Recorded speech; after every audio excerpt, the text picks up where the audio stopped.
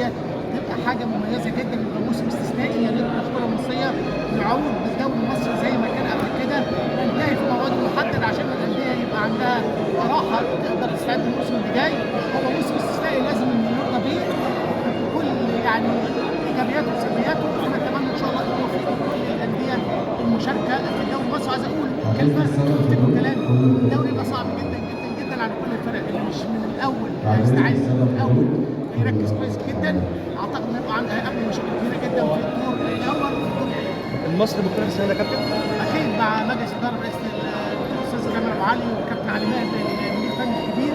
اعتقد المصري في المربع الذهبي، المصري في البطوله الافريقيه، المصري ان شاء الله برضه في مكان يليق بمكان قيمه المصري وجماهير النادي المصري بورسعيد.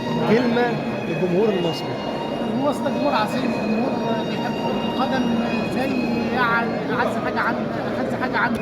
الجمهور بينافس في كرة القدم، جمهور مصر عاشق المصري في كل الوقت، مغلوب كسبان متعادل، بس دايما هم عندهم مبدأ يعني دايما بتخير معاه إنهم ما يعترفوش إلا بالفوز، وغير الفوز ما بيرضوش جماهير النادي المصري. دعوة جماهير النادي المصري السنه دي كابتن علي ماهر طبعا ومجلس الإدارة الأستاذ كابتن أبو علي أكيد